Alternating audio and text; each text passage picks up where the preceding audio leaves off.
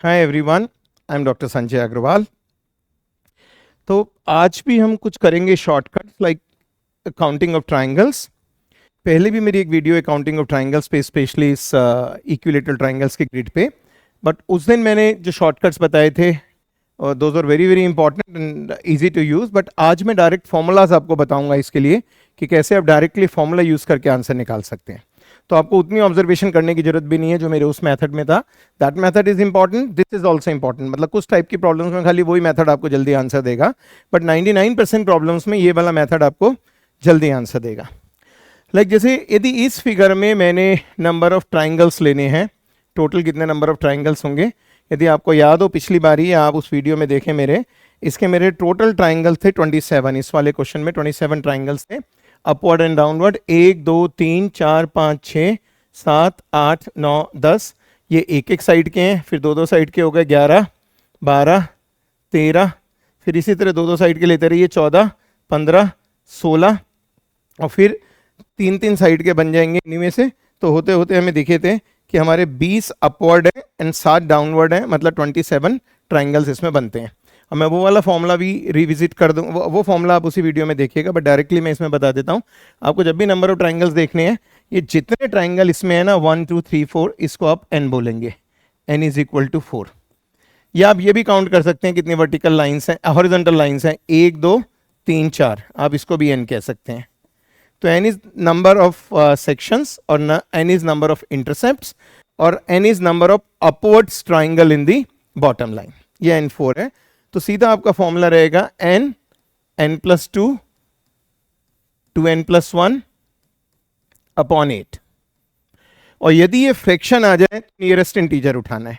तो नॉर्मली हम यहाँ पे बॉक्स बना देते हैं, जिन लोगों को ये थोड़े भी तो रेफरेंस पता है, इसे हम कहते हैं ग्रेटेस्ट इंटीजर फंक्शन। इसका मतलब क्या है कि यदि ब्रैकेट में 2.5 लिखा हुआ है तो आप इसे 2 लिखेंगे, यदि 2.8 लिखा हुआ है तब भी आप 2 लिखेंगे, यदि 2.99 लिखा हुआ है तब भी आप 2 लिखेंगे। मतलब इसे हम कहते हैं इंटीग्रल पार्ट फंक्शन। तो डायरेक्टली आप कैलकुलेशन कर सकते हैं इस तरह की हर प्रॉब्लम में कि कितने इक्विलेटरल ट्राइंगल होंगे, n n+2 into 2n+1 upon 8। जैसे इसमें n4 है तो मेरा क्या हो जाएगा 4 इंटू 6 इंटू 9 अपॉन 8। 4 दूनी 8, 2 तिये 6, 9 तिये 27। ये लीजिए डायरेक्ट आंसर है। आप उस वीडियो में कंपेयर कर सकते हैं, इट वॉज 27। तो डायरेक्ट आंसर करने के लिए it is the best method.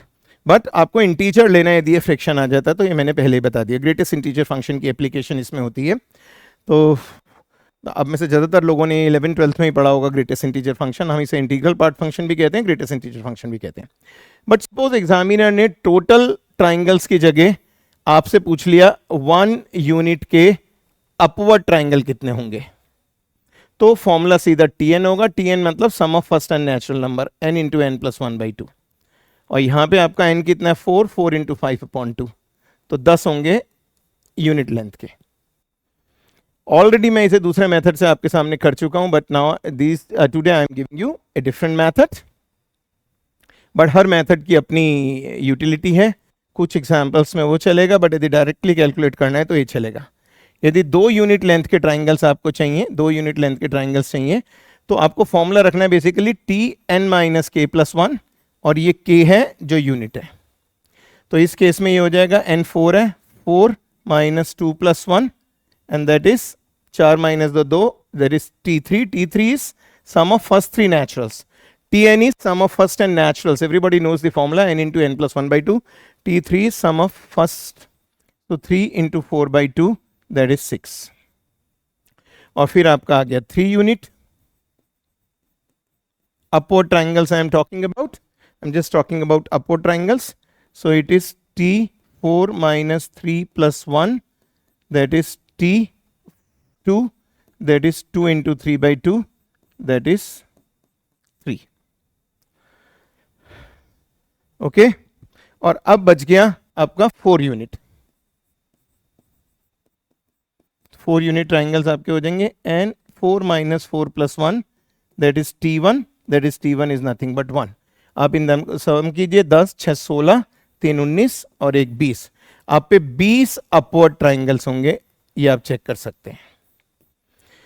तो ये फॉर्मूला मैंने आपको दिया कि एक पर्टिकुलर यूनिट लेंथ का नंबर ऑफ ट्राइंगल्स की काउंटिंग करने का, और यदि एग्जामिनर वो नहीं पूछता और खाली डायरेक्टली आपसे टोटल नंबर ऑफ ट्राइंगल्स पूछ लेता है तो भी उसका फॉर्मूला। अभी डाउनवर्ड वाले का फॉर्मूला रह गया है, यहाँ मैंने खाली अपवर्ड वाले बताए हैं, but suppose downward means inverted triangle के बारे में पूछता तो फॉर्मूला आपका रहेगा फॉर्मूला रहेगा आपका T n minus 2k plus 1. k obviously is the size of the side of the triangle. तो यदि मेरा k 1 है और n तो obviously मेरा 4 है, तो मेरा हो गया t 4 minus 2 plus 1. That is nothing but t3. That is 3 into 4 upon 2. That is 6. Suppose आपका k 2 हो जाता, I'll change the pen. Suppose आपका k 2 होता तो आपका हो जाता t 4 minus 4 plus 1, that is t1, that is 1. तो आपके डाउनवर्ड ट्राइंगल 7 है. These are 7 in number. 7 ये हो गए और 20 ये हो गए. 20 plus 7 27. ये आपका डायरेक्ट आंसर ये रहा 27. ये लीजिए, there is 27. I hope you got it. As a very good method, very good formula. Hardly takes you 5 seconds to be able to answer such problems. Okay. Next आप try करेंगे, अब तो आपको formula पता ही है, इमीडिएटली शुरू कीजिए और जो भी आंसर आपका आए उसे आप अपने कमेंट सेक्शन में लिखिए. आपको पसंद आता है तो लाइक कीजिए, नहीं पसंद आता तो बिल्कुल मत कीजिए. औरों के साथ अपनी नॉलेज शेयर करना चाहते हैं तो इसे शेयर कीजिए और रेगुलर अपडेशंस चाहिए तो चैनल को सब्सक्राइब कीजिए. But these are just advises, choice is yours.